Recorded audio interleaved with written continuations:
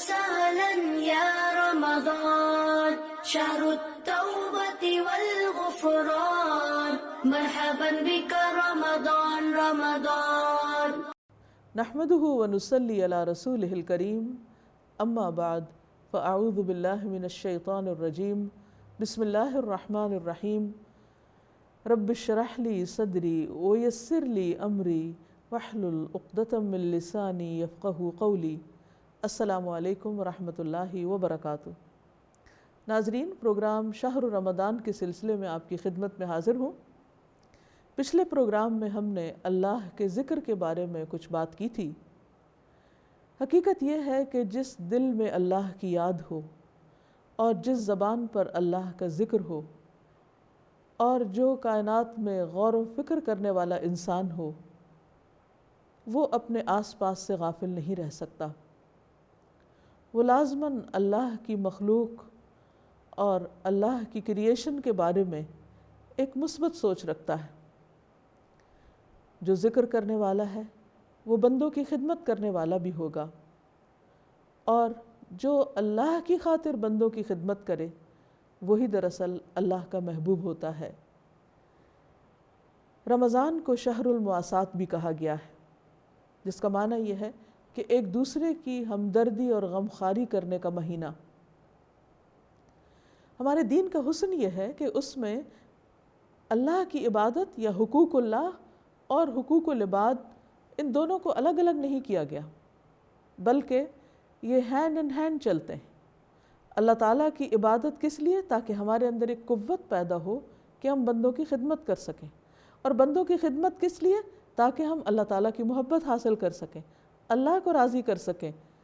بندوں کی خدمت اس لیے نہیں کہ ہم بندوں پر احسان جتائیں یا ان سے کسی مفاد اور فائدے کی توقع رکھیں۔ اللہ تعالیٰ نے دنیا میں انسانوں کو مختلف درجات میں پیدا کیا ہے۔ کوئی امیر ہے، کوئی غریب ہے، کوئی پڑھا لکھا ہے اور کوئی جاہل ہے، کسی کے پاس زیادہ نعمتیں ہیں اور کوئی پریشانیوں میں گھرا ہوا ہے، اور یہ دونوں ہی چیزیں بندوں کے لیے آزمائش ہیں۔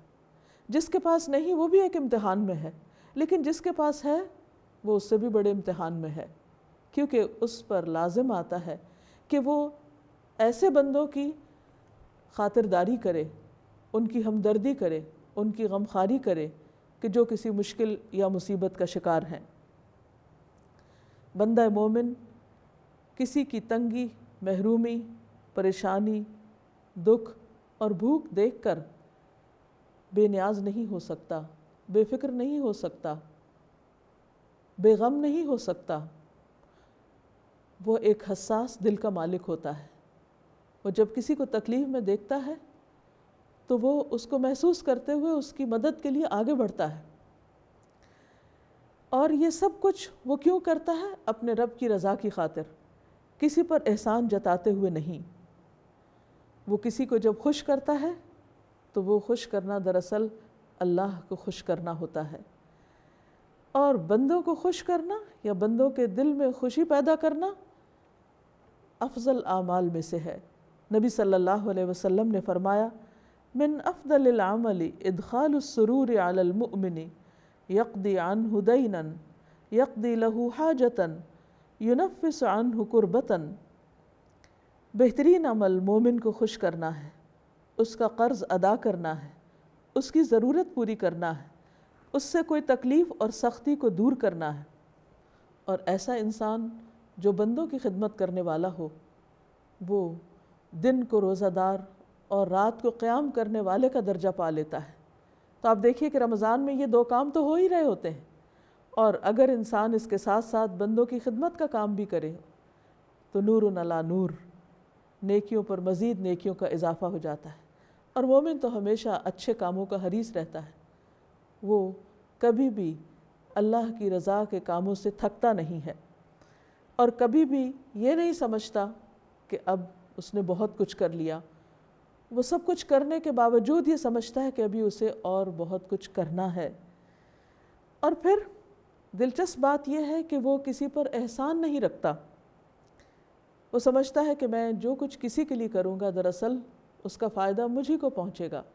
قرآن مجید میں آتا ہے، اللہ تعالیٰ فرماتے ہیں، ان احسنتم احسنتم لانفسکم وَإِنْ أَسَأْتُمْ فَلَهَا، اگر تم نے اچھا کیا، احسان کیا تو اپنی ذات کی خاطر کیا، یعنی کسی بندے پر نہیں کیا۔ بظاہر نظر آتا ہے کہ دوسرے پر احسان ہو رہا ہے، لیکن دراصل وہ انسان خود اپنے لیے کر رہا ہوتا ہے، اپنے اوپر، کیونکہ اللہ تعالیٰ کا وعدہ ہے وَمَا تُقَدِّمُوا لِأَنفُسِكُم مِّن خَيْرٍ تَجِدُوهُ عِندَ اللَّهِ، تم اپنے نفسوں کے لیے نیکی یا بھلائی میں سے کچھ بھی جو آگے بھیجو گے اسے اللہ کے ہاں پاؤ گے، یعنی جب اللہ تعالیٰ کے پاس پہنچو گے تو تمہارے عمل کا چھوٹا بڑا سب کچھ حاضر کر دیا جائے گا۔ اس وقت انسان اپنی کتاب عمل کو دیکھے گا تو پکار اٹھے گا، کہے گا ما لہذا الکتاب لا یغادر صغیرۃ ولا کبیرۃ الا احصاها، اس کتاب کو کیا ہو گیا، یعنی میرے نامہ اعمال کو کیا ہے، اس نے نہ کوئی چھوٹی بات چھوڑی اور نہ کوئی بڑی چھوڑی، ایک ایک چیز کو گن کے رکھا، سب کچھ گن گن کے لکھ لیا، ہر چیز کا ریکارڈ وہاں موجود ہے۔ اس لیے اگر انسان ایک ذرے کے برابر بھی نیکی کرتا ہے تو اس کو بھی پالے گا۔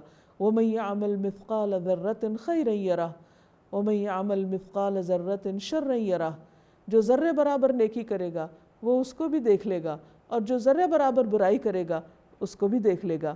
اس لیے بندہ مومن چھوٹی نیکی اور بڑی نیکی، ہر نیکی کا حریص ہوتا ہے، وہ کسی چھوٹے کام کو چھوٹا سمجھ کر چھوڑ نہیں دیتا، کیونکہ اس کا معاملہ اللہ تعالیٰ کے ساتھ ہوتا ہے، جو بندے کے چھوٹے سے چھوٹے عمل کو بھی بہترین طریقے پر قبول کرتا ہے۔